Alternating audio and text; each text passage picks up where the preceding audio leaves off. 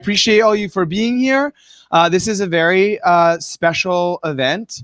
Mayor Breed was one of the big, scary interviews I first had as just a wee little civic space owner. And here we are 6 days before the election, and she's honoring us with one of the final interviews that she's doing as a candidate for this term. So I really appreciate you, Mayor Breed, for giving us this opportunity, and all of you for showing up to actually hear and learn. After this event, you can stay. We'll be doing a community discussion on the ballot on all the propositions and mayoral candidates, and we can all discuss it amongst each other. If this is your first time here, you're at Manny's. Manny's is a civic and political event space on the corner of, here, 6th and Valencia. And I'm Manny. And so thank you all so much for showing up. Please remember to vote. Well, you're definitely going to vote because you're here. So I think that's it. Let's bring our speakers to the stage. Bye.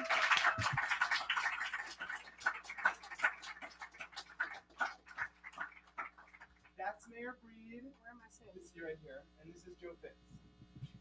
Okay. Here we go. Thank you. Oh. Hey, Mayor. Hello. Everyone, hello. My name is Joe Fitzgerald Rodriguez. I am a politics reporter with the San Francisco Standard, and like London Breed, born and raised in this fair city of San Francisco. Galileo High School, Wallenberg High School. Not too bad. Thank you for getting my high school right. Otherwise, we would have been up here fighting. Oh, there's an SH versus SI game coming up. Basketball. Who are you for? Ooh. That's the toughest question. Well, SH was by my house, the projects I grew up in, and they used to run around the big Jefferson Park, up the Deadman's Hill. And so I got a bit of an affinity for SH, but I need those SI votes too now. Oh no, they've got alum running. So we're having fun, but I wanted to start off our evening with a bit of recognition for someone who means a lot to you, who you recognize today, celebrated his life, Reverend Arnold Townsend. If you don't know Reverend Townsend, he was rallying with the Black Student Union decades ago. He was a vice president of the NAACP and sat on so many city commissions. And I wonder if you want to say a little something, and then maybe we could just have a moment of silence. Yeah, thank you for that. Because I've known Arnold as long as I can remember. He was there when I was baptized at First Union Baptist Church. I mean, he baptized pretty much all my family except my grandmother, because she was baptized in Texas. And when my sister died, he helped facilitate the service. My grandmother, he's just one of those persons that even if you get mad and you fight about something, the next day he'll say, "Hey, Doc, what's going on?" and be right there with you. And so he was a real force in the city, stood up for a lot of injustices, and is somebody that I just truly loved and will miss dearly. So thank you so much, Joe, for that. Oh, absolutely. Just a quick moment of silence for him. All right. Thank you, everybody. On that note, this note of, your history here, I think everyone here may have heard a little something, at least, about your history growing up here in the city. I wonder if you could refresh them a bit on your personal story, but also, I know you're going to be talking a lot about what you've done for the city tonight and what your record is. But I want to reframe this a little bit. Young London Breed. Are you sure you want to go there? Actually, I was just talking on the phone with someone, and she was like, "I remember young London Breed in high school. Everyone wanted to be her. She had the best hair. She had the best clothes." It was real sweet. I won't tell you who, though. But young London Breed, early age, let's say 10, 11, 12, what would she see as changes in the city that you were able to accomplish that she would be appreciative of? What would young London Breed appreciate that you've done? San Francisco, and this is the thing, gun violence devastated the community I grew up in, and what young London Breed would be happy about is the fact that even though in a major city like San Francisco, where sadly things will happen, we are on track to have one of the lowest homicide rates we've had since 1960. And that is the thing, that when you live in a community and you live in fear and you think something can happen to you or something can happen to somebody you love, based on, I mean, some of the reasons when you look back at, I mean, there are all these major turf wars of folks that you love, killing people you love. And I mean, I lived in the middle of that, and it was a very, very tough time, and one that I wanted to see change. And I think that now where we are, even though there's issues around crime and things that we have to deal with, the fact that we've seen a significant decline in gun violence is something that young London would have appreciated, you know, just growing up in this city. When I think about the names and the people and folks who should be here, that's really some amazing people that I miss, that I used to go to school with, that I used to play with, that, you know, I've loved as family and are no longer here for very like trivial things. It just breaks my heart. And to think that kids can grow up without feeling that way is something that's really important to me. Yeah. I think even though we grew up in different parts of the city, I definitely vibe with you on that. I went to high school with Alejandro Nieto, who lost his life with the SFPD. So when we lose those people, being able to prevent that in the future, it means so much. But I wonder, really challenge yourself with this one. What is something that young London Breed would have wanted to see changed that you haven't achieved yet? Well, it's building more housing. And when I say more housing, and you say, how old was I when I'm talking about young London Breed? 10 to 12, let's say. So one of the things that I think a lot of folks may not be familiar with is, you know, I mean, I grew up in the projects, but we were very housing insecure. And not knowing if, like, when your projects tear down, what's going to happen, where are you going to go, what are you going to do? Like, I mean, it's a scary feeling to keep hearing that something is going to happen and you don't know what that's going to mean. And so one of the reasons why I've never shied away from the hard decisions around housing production in our city is because it is so absolutely necessary to always be in a situation where we are building more housing and providing more opportunities.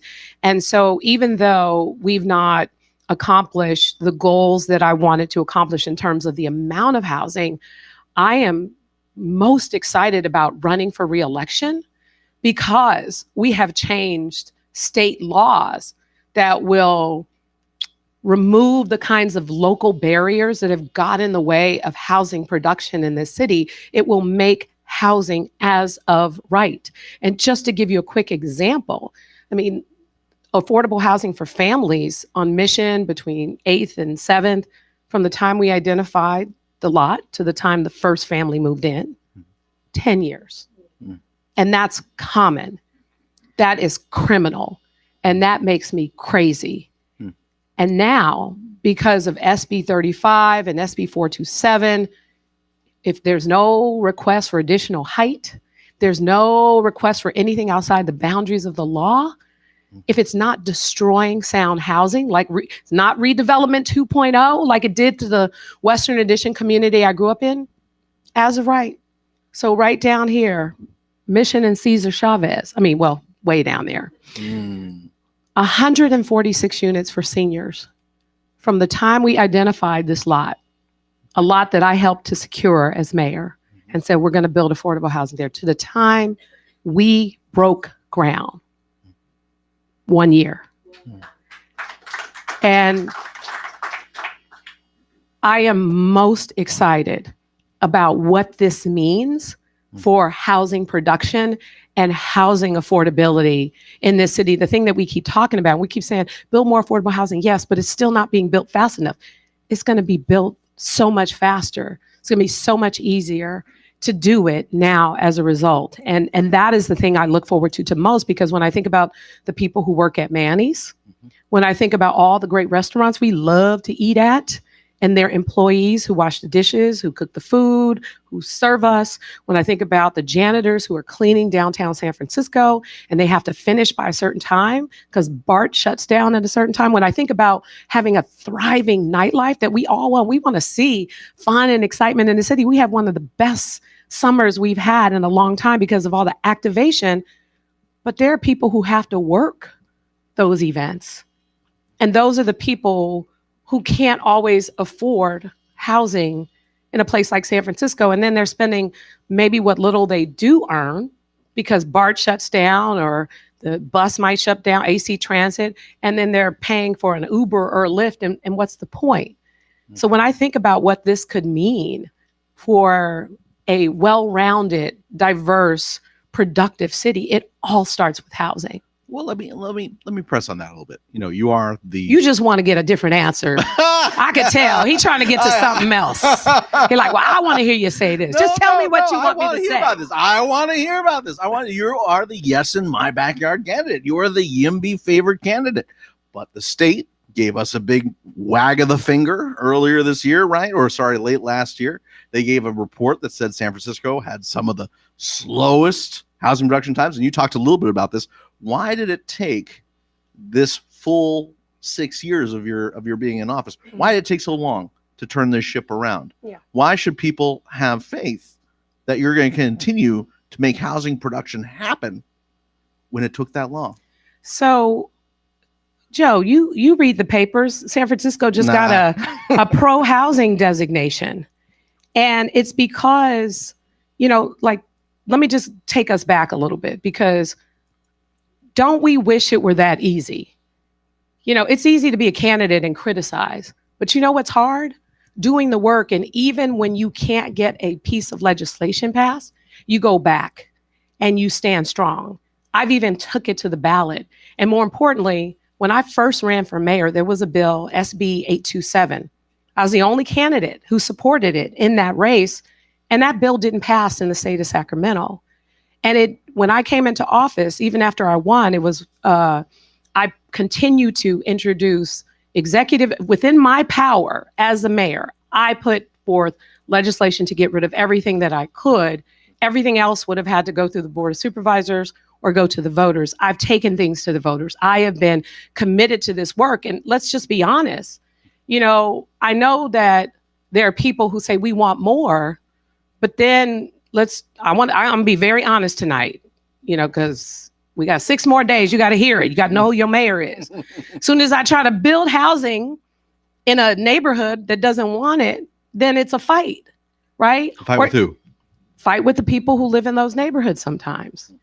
And then you got to go through this crazy process. But my point now is, and this is what I'm excited about, and here's the difference. Like, if it is within our local laws, it's as of right. We've never had this before. And when I say never had, that's why everything has been a fight. And we have been fighting. And I have been consistent in my advocacy and my push to make this happen. I have not deviated from that. Mm-hmm. And I think that's the biggest difference here is we do have assistance from the state where locally, it like someone who might have wanted to stop that 100, we didn't ask for any additional height. We didn't ask for any additional density. We didn't destroy sound housing. And so we can build it as high as it can go. And it's, I think, going to be like 6 stories, whereas the 100% affordable educator housing, that was a whole nother ballgame. That was another 10-year project. And I won't get into the details, but my point to you is, here's the difference. I mean, it took a long time because, I know people say they want something, but then when you bring it, you are going to get opposition. You are going to get pushback. And I have consistently tried to work with people and build coalitions. And we built an amazing state coalition with the carpenters, with Buffy Wicks, with Senator Scott Wiener leading, with the laborers, 261, like working together. We built that coalition and we got some quality legislation to move this forward, and new financing tools. And, we see on the presidential stage, Kamala Harris talking about housing production and what that could mean for the American people. So we have new financing tools. We're converting offices to housing as we speak. We have financing tools to get the resources on the front end so that Treasure Island, Betrell power stations, those massive projects are not stopped because of money. We have these new creative state tools that are getting the ball running. And you may say, it's not happening. Go over to Sunnydale right now as we speak. 700 units of public housing torn down and 1,700 units being built as we speak. So I'm excited. It's happening. It's happening. And we had to build, it took some blood, sweat, and tears to get this to this point, to deconstruct policies and get rid of, problematic barriers, develop coalitions and build up the capacity to get to where we are. And that's why you can be assured that it's going to get done. And that's what I'm most excited about. All right, let's shift a little bit. Crime, homelessness, fentanyl. These are things that, your rivals in this race have seized on. Arguably, one of the reasons why they were able to challenge an incumbent mayor in the first place. Very strange to challenge an incumbent mayor. Folks were frustrated. Folks have been frustrated. The rates and the numbers say one thing, and I'm sure you'll tell us that crime is down, and certainly it is. I just looked at the stats before coming here. It is. But people don't always feel it. What amount of this feeling of being unsafe can they attribute to policies you've enacted, to things you haven't been able to do, and what have you been able to do? So first of all, Joe, mayors in the past have had opponents run against them. Sure. Incumbents have had, Art Agnos was a one-term mayor. Yeah. Frank Jordan was too. Yeah. So this is not uncommon. This is San Francisco. Who wouldn't want to be mayor of San politics Francisco? for an incumbent to be a little endangered like this. Yeah. It is. So let me just say that when we came out of this pandemic, a once in 100-year pandemic, by the way, there was no playbook. But with my experience and my leadership capabilities, I helped make San Francisco one of the safest cities anywhere in the country. And I am very proud of that. But here's the thing. When we came out of that pandemic and we started to see an uptick in crime, we were not prepared for it. And when I say we were not prepared for it, we were headed in a different direction. We were focused on criminal justice reforms. We were focused on police reforms. We had a reformist kind of DA that was in office, and we were not able to build up the kind of capacity that we needed instantly to help combat what was coming at us. I had to build this from scratch. I had to go around to police stations, talking to officers, put Proposition E on the ballot, to use technology. It was a lot. Alternatives to policing. I can go down the list. It was not just hire more police officers. It wasn't just increase the salaries to make San Francisco a more attractive destination, because it wasn't about the salaries. Law enforcement agencies all over the country are still struggling with recruitment and retention. And why we have almost 100 people in the police academy as we speak, why we've had people leave other jurisdictions, including Nevada, to transfer to San Francisco as a destination, is because we are providing our officers with the tools that they need to be effective in doing their jobs. And we've also removed some responsibilities from their plates.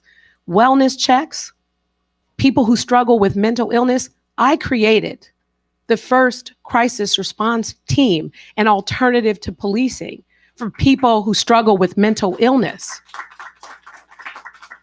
It was not a one thing or another. I created all the different ambassador programs with retired police officers and urban alchemy.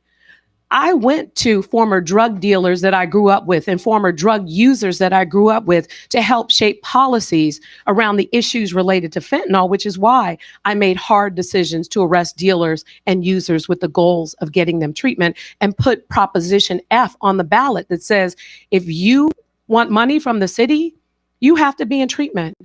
And that came from people in the recovery community. We are starting to see overdose deaths decline, and treatment, people accessing treatment, is increasing. Those numbers are real, and those successes are things that have all been in the headlines. But let me just ask you a real raw question. Remember those families from the Tenderloin that came to you? Mm-hmm. I'm sure you do. You talk about them real heartfelt way. Mm-hmm. Told you that they felt unsafe. Mm-hmm. Do you think that they feel safe now? I think that at nighttime, we still have a lot of work to do. I think because I go to the Tenderloin regularly, and in the daytime, it's definitely improved, and we still, of course, have more work to do in the daytime. The nighttime has definitely got a lot better. The daytime has got a lot better. The nighttime is still work to do, but I'm not letting up. I'm not letting up because, I do have some people approach me who walk through the Tenderloin or who live in the Tenderloin to say this block is better and we've seen improvement here. We love urban alchemy. Thank you, Mayor, for not giving up on us. We need more, of course. But and let me say what we're doing. What we're doing is unprecedented. We have the U.S. Attorney's Office, the Drug Enforcement Agency, the California Highway Patrol, the National Guard, and not the National Guard with M16 rifles on the corner. I was going to ask. Their intelligence unit dealing with the challenges of fentanyl coming into the borders, the challenges with fentanyl that's impacting American cities all over this country. Mayors are calling and saying, how did you get this coalition of folks to help you on the ground with this work? Every person in the U.S. Attorney's Office, every single attorney, whether it is their responsibility or not, has to take a case so that they could increase their capacity to help us deal with these issues around fentanyl mostly. And this is not a resurrection of a war on drugs. Fentanyl is killing people more than anything else we've ever experienced, which means we have to do something different. And that's why I went to people I grew up with to get their advice on what we need to do to combat this issue. And that's exactly what we're doing.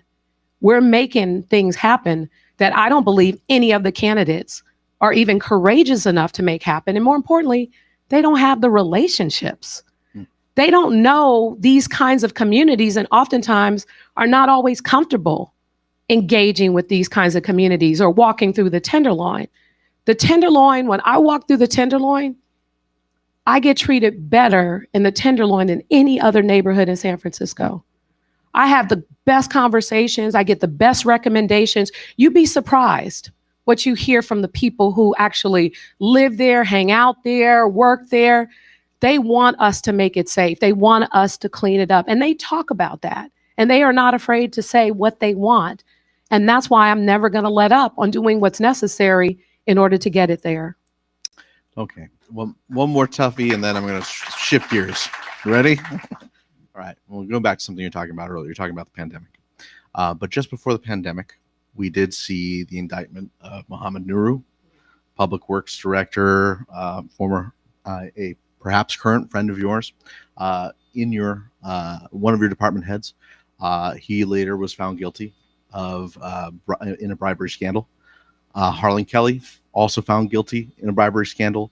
Naomi Kelly implicated in that, even though she was not charged with anything. Tom Huey, the Department of Building Inspection director. These are all high-level positions under you, under your office. These are people that you kept in those positions. You may not have hired them, but you kept them there. You could have hired someone else. Though you were not implicated in those scandals, some people may ask, why should they trust your judgment when you left these people in office? Cheryl Davis recently with the Dreamkeeper Initiative, $1.5 million in contracts to someone that she shared a home with, potentially is in a relationship with. Why should voters trust your judgment when these are some of the people who have been top level people in your administration? Well, first of all,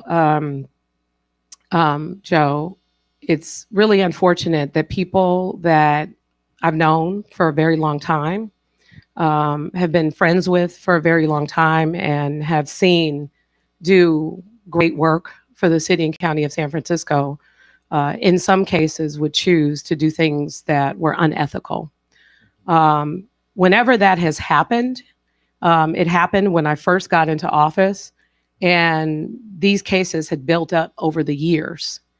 And it was very disappointing because I just, Ed Lee died. I became mayor. I got removed by two of the people running against me. Then I won. Then I'm coming in And then I'm hit with this almost instantly as I'm trying to get things in order. And you say, why couldn't I have replaced people? The fact is, I probably wouldn't have replaced anyone right away unless I felt there was a reason as to why they weren't doing their job, or in the cases of what we're talking about, when some inappropriate things were discovered, as soon as I was able to remove them, they were removed. Because people may say, I mean, what Muhammad did was horrible. It was really personally devastating to me, but when anybody, including some of my opponents running, wanted anything done to clean up this city, that was the first call they made. And so until we found out the specifics of some of the things he did, he had to go.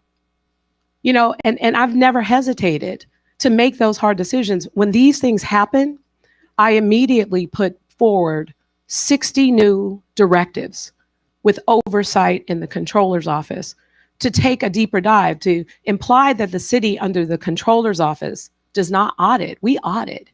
We audit, we look at VIN numbers, we look at social security numbers, we look at invoices, we comb through. You might get money from 3 different city agencies, but the controller's office and the annual independent audits that measure how you spend money and measurable results exist. And the fact is, when things happen, we have the ability, the capability to combat those things, and they will get to the light. But here's the difference. They're getting to the light a lot sooner because of my directives. They're not lingering from long periods of time because of the work that I have done. Why did it take the FBI to find all this when we have a city attorney's office, a DA, an ethics commission? We've got like commissions coming out of my ears. Okay, so Joe, Muhammad took a bribe. The contracting is different. The contracting is the oversight for the city and county of San Francisco. That's a lot different. And so when the FBI does their investigation, their pay-to-play type of situations, that's a different story. That's not the controller's direct responsibility. It's one of the reasons why we do have a close working relationship with the U.S. Attorney's Office in order to root out these kinds of cases. And they've done a great job at it. They've done a great job working with my administration to do it. But there's a difference between someone who's taken a bribe for a particular contract versus someone issuing a contract that is managed and overseen by the city. There are a lot of safeguards, but sometimes when things fall through the cracks, they eventually come to the light. I want to be very clear about that. People think that they're going to get away, but they're not going to get away with it. And that's what we've shown time and time again, whenever these things have come to light, whether it's me bringing, even before some of this stuff was exposed, Dreamkeeper money was already a pause. The controller was already in there digging through the invoices. People were upset with me during the budget process when I said, no, we have to make sure there are checks and balances. And then all this stuff started coming to light. And let's not cast Dreamkeeper with too broad a brush. It was your initiative in the wake of the George Floyd murder to help and uplift the Black community with some dollars that were originally going to the SFPD, right? And I talked to some folks who were really helped by that money, including young college students who were in a program, 100% college prep, that helped them stay in school. One young girl, it's real touching conversation I had with her.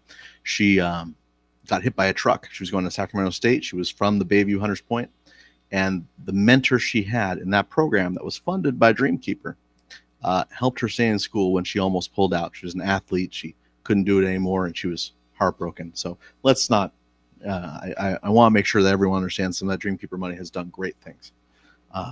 And I am wondering what you would say to those folks who are benefiting from Dreamkeeper but have seen the pause and are worried about what's going to happen.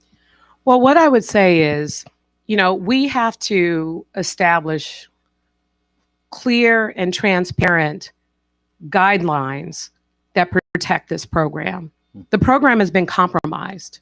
Unfortunately, it's been compromised, whether intended or not intended, it's been compromised and left vulnerable. And part of what we have to do is dig deep to see what, else has happened. And we have to make sure that we deal with those things appropriately. And more importantly, that we implement new safeguards to ensure that it doesn't happen again. And right now, it has to be on pause. We can't let any more money go out for this program until we understand what happened and why. And that is what I plan to do, because as much as I want to see those college students succeed, as much as I want to continue this city EMT program, the city EMT program, and I want to be very clear too about this, it was really targeted at the African American community, but kids from different races and backgrounds have benefited from this program, have gotten into the fire department, who may not have ever had an opportunity to work for the city or the fire department. First-time home loans. First-time homeowners. All kinds of great opportunities that I'm really proud of. But we can't continue down this path until we're able to make it clear to the public what else might have happened. And so we're digging deep with the controller's office. We're making sure the right checks and balances are in place. Like a quick example, the contract that was given to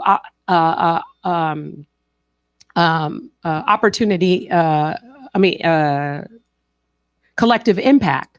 Right. And let's be clear, Collective Impact does incredible work for the community. Let's start with that. Second of all, the contract that was given to them was a competitive bid process that the director had nothing to do with it. The problem was using DocuSign to sign the document, right? So one of the new policies we put into place when signing contracts, as a director that's responsible, you are not allowed to use DocuSign. We're removing that from the equation. We want, you got to sign with your hands. You can't use the, computer to sign your signature. We're not doing any of that anymore. So you're saying that Cheryl Davis mistakenly signed those contracts? I'm not saying anything. It's under investigation. But to be very, very clear, we've implemented some new policies so that we can try to make sure that we know, under penalty of perjury, that when you sign this, that you're taking full responsibility for it. Oh, I see. Yes. Let's shift real quick. Brought something a little fun. Everyone's been getting these in their inboxes, right? Come on. How many of you been getting these, right? So I thought we'd ask our next two questions before we open it up to audience questions based on some of these. And let me ask someone from the audience, just pick one at random. Pick a card, any card. There we go. All right, pass it right here if you could. We've got a Mark Farrell flyer. Oh, all right.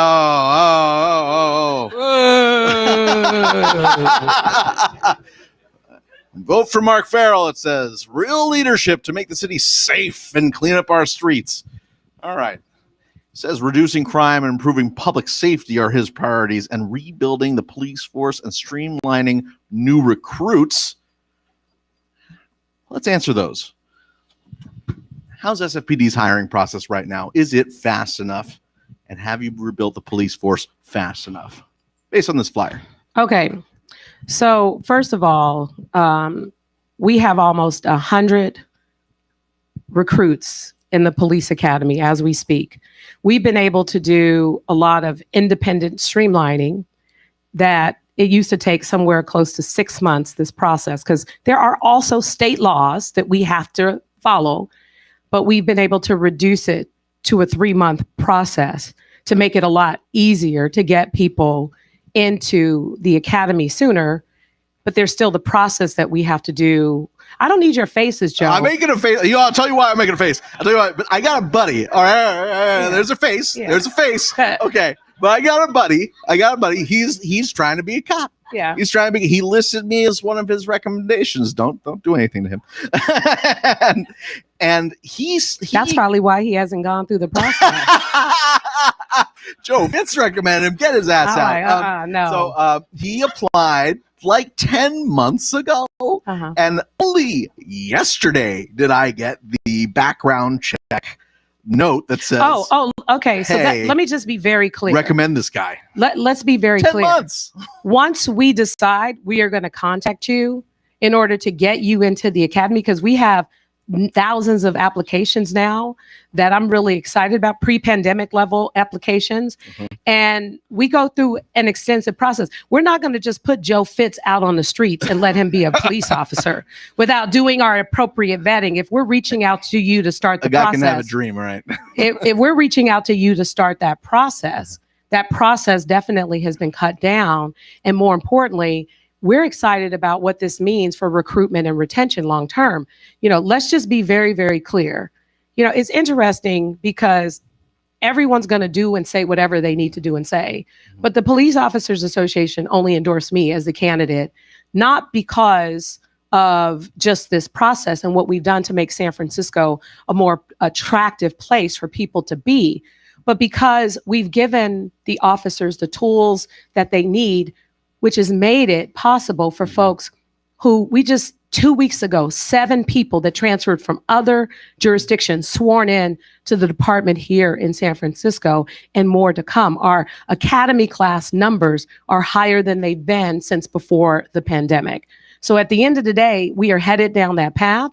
I'm really proud of it. We have retired officers who are helping us through this process independently, because before we put you in the academy, we want you to succeed. We don't want to just take anybody, into the academy. We want to make sure that you can begin that process. It's an 8-month process. And when we put people on the streets, we want them to be prepared. So that 8-month process is normal. The academy is 8 months. Okay. But that background check clearance process? The application process, we have people who work on the application process. Once you are reached out to and contacted, then that begins that more 3-month process. Okay. I had hopes of doing another one of these, but I think we're getting close to Q&A time. Who's running around with the microphone? And since when are you excited about getting more police officers on the street of San Francisco? Are you kidding? I lay awake at night dreaming of it. All right. Well, let's see. Do I see Manny or Luis running around with the microphone? All right. You got a floating mic? We did? All right. Let me do one more while we figure that out. All right. One more ballot. Mailer. Like a mailer. All right. We got this. Oh, a spicy one. All right. I love it. CEO of Tipping Point, Daniel Lurie, prioritized education, experience, and results, with headlines saying, inside the school district, dysfunction reigns. That's a San Francisco Standard headline, by the way. San Francisco Chronicle, schools in crisis. Now, for people who may not know, the mayor doesn't have direct oversight over the school district. However, he been lying this whole campaign. Ain't no experience with nothing but raising money from his rich friends. Oh, shots fired. Okay. Bam, bam. So, oh, gosh. But the mayor, as mayor, you have helped new board of education members come up, try to get folks in the school board. You have organized different funds for the school district. There has been this rescue team that you've sent in to help them in this crisis where they're potentially closing schools. To what degree does Mr. Lurie's attacks, are they correct that there's some part of this school crisis you own? So here's the thing, Joe. This is an election, and people are going to say and do anything. But San Francisco voters are definitely more sophisticated than that. That one, he just has money to burn. That's just a waste of a tree. The fact is, there's a lot of trees in my mailbox right now. the fact is, I went to public schools and wouldn't be who I am had it not been for the public schools of San Francisco, thorns and all. And I have gone out of my way, to work with the school district in an unprecedented way.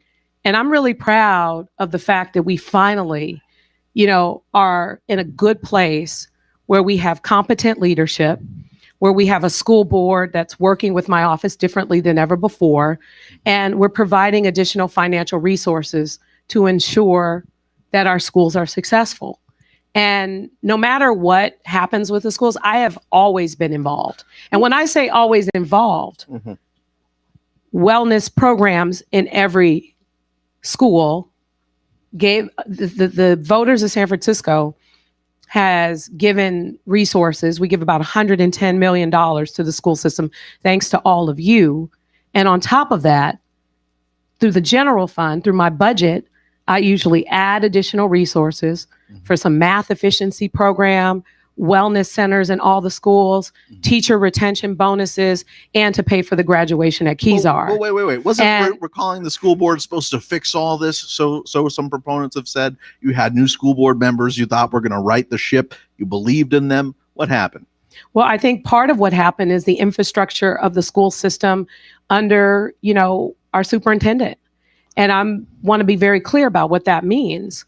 The city of San Francisco does have a system of checks and balances with the controller's office, with the city attorney's office, where this controller won't let us spend above our means.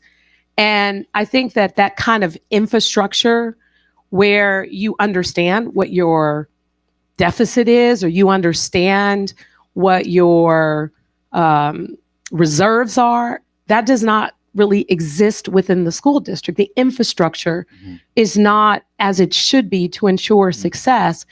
And so 1 minute we're given one deficit number, and then the next day we're given a different deficit number, and it's hard to believe what it is. And our former controller, Ben Rosenfield, fortunately, has agreed to go in, help work on this with our stabilization team. Maria Sue is now the superintendent. And I think that the information is going to be accurate. And I know it seems like it should have been before, but it wasn't. And it's been a frustrating process. And I have been on top of that frustrating process with the school board members.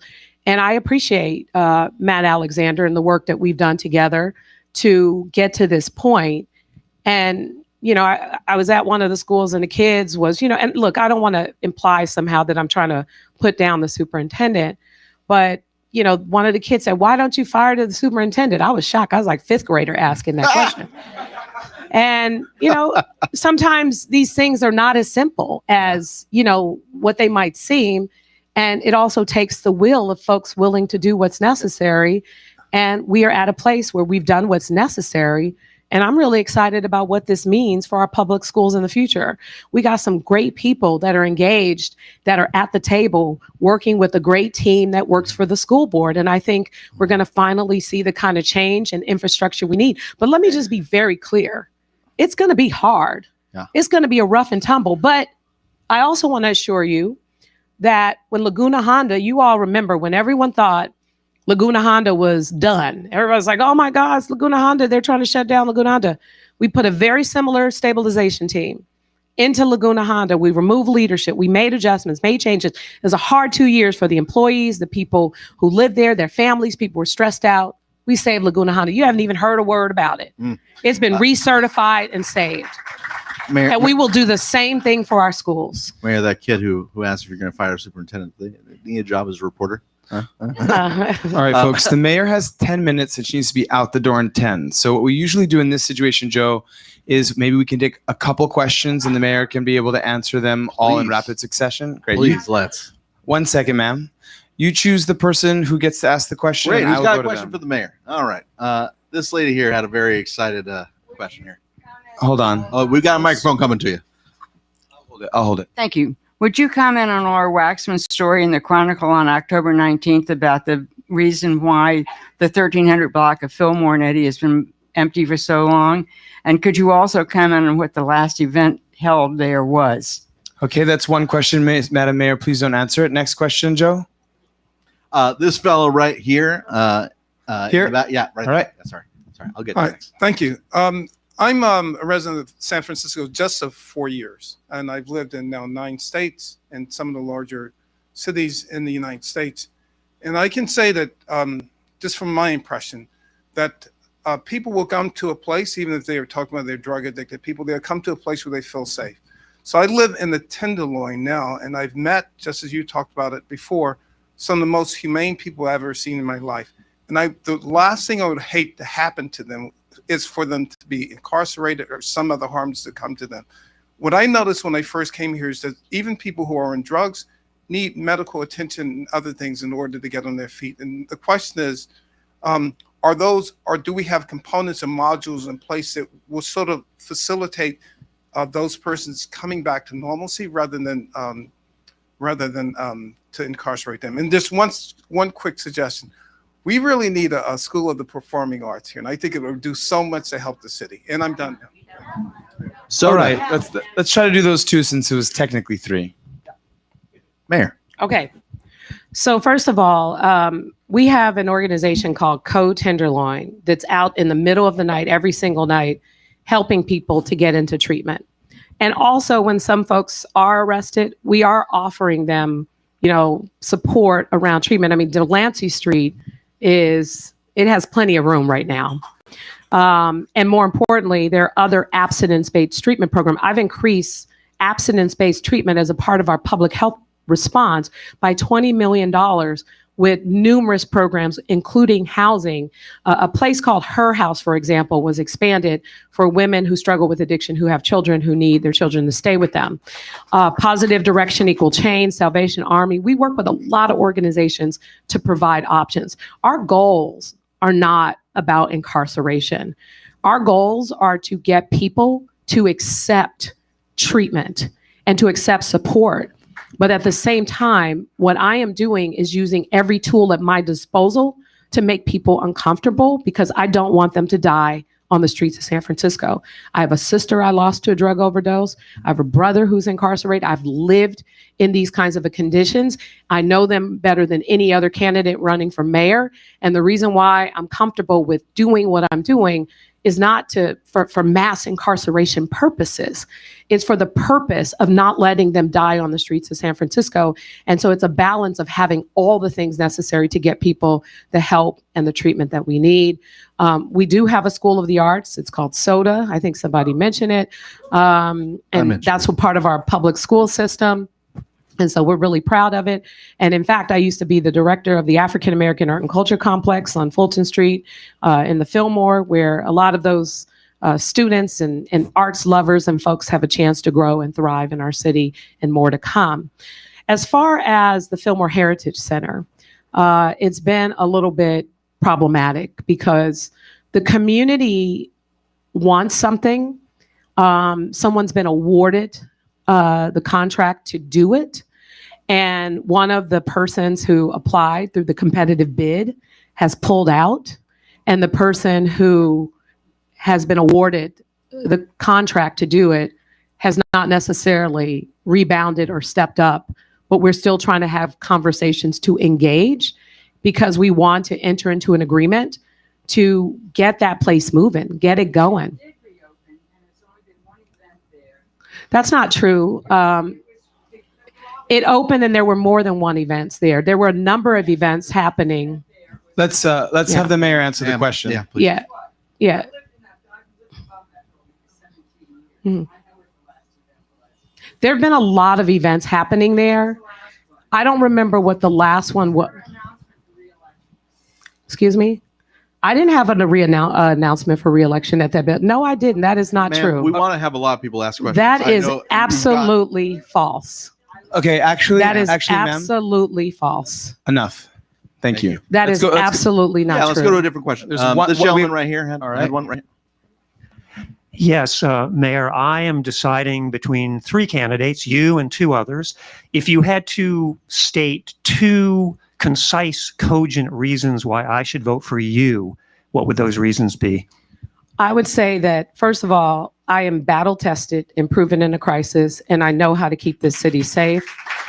I would also say that I understand how to deconstruct bureaucracy in order to get to yes. And that's one of the reasons why we're finally starting to see a lot of change and improvement that's happening in San Francisco. And the last thing I would say is I'm courageous enough to make the hard decisions. And I know that, I just go back to COVID and just to remind people of, the fact that people did not want me to do that. I mean, there was a lot of pushback. There was a lot of uncertainty.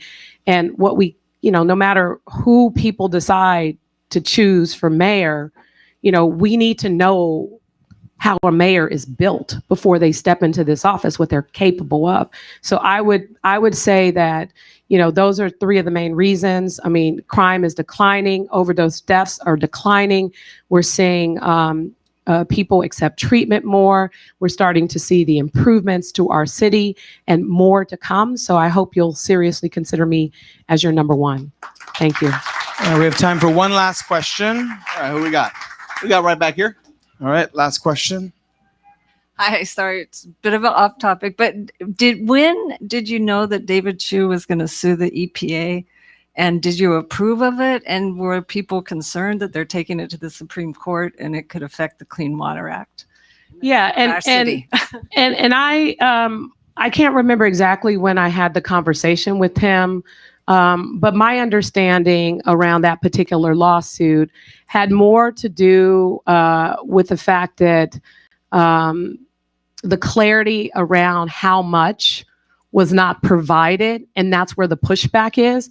I have been one of the biggest environmental champions in this city. I'm the one who brought Clean Power SF to light, as well as our Climate Action Plan, which is a leader in the country. So I'm an environmentalist, and more importantly, I know that David Chu and people like Dennis Herrera, who run the PUC, they genuinely care.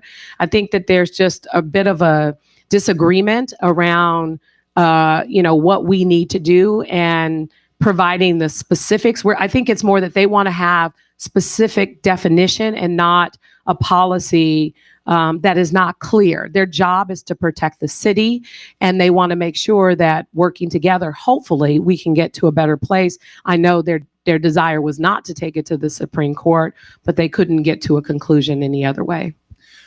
That was the final question. Let's give a round of applause to Joe Fitz and Mayor Breed. As you can imagine, Mayor Breed has a lot of events to go to, given that the election's in 6 states. So I'm actually going to ask Mayor Breed to get up first, and we're going to have her walk out first. Can I give my closing argument here? Yes, you can. Shoot. Yes, of course. Trying to rush me out here. I have 3 more events to go to. Well, first of all, let me just say this. I grew up in this city, and I come from nothing.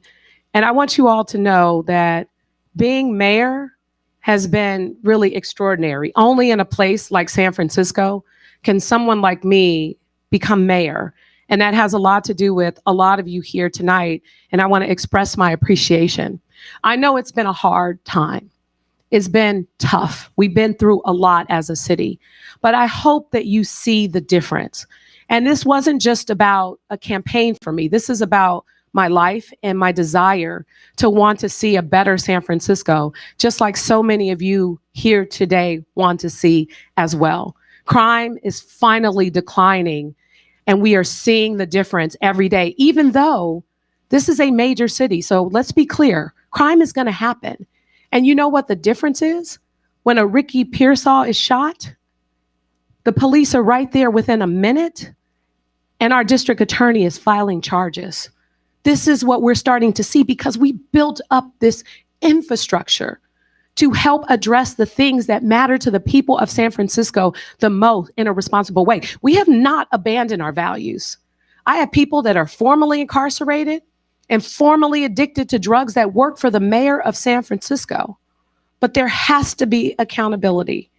We will do everything we can to build more housing now that we have the kinds of laws that will prevent the obstruction from getting in the way. I am confident and I'm excited about what that means in terms of affordability, in terms of opportunity, especially people who are struggling with housing insecurity. I'm looking forward to making our street infrastructure safe for whatever mode of transportation you choose. That is the goal as we build a healthier city. And we have a lot of work to do, but I hope that you can start to see and feel a difference and know that this work is not easy, because I know my opponents are very critical. They're jumping on every opportunity they can find. And that's what you do when you're in an election. It's all good. But the difference is I'm the mayor and I'm doing it. They're talking about what they're going to do, which mostly are things that I've either done, I'm doing, or going to do. And at the end of the day, I hope that you can see it. And I hope that you can feel it. Yes, we have more work to do, but this is not a job for on-the-job training. This is a major city that needs a leader that knows what she's doing, a leader that understands how to run a city, even if we don't agree on everything. You know this. I can do this job, and I am battle-tested and proven in a crisis. And I hope to have your support come Tuesday. Thank you so much. All right. If everyone doesn't mind staying in their seats, I'm going to ask the mayor to come out first. And thanks again for having me. And second.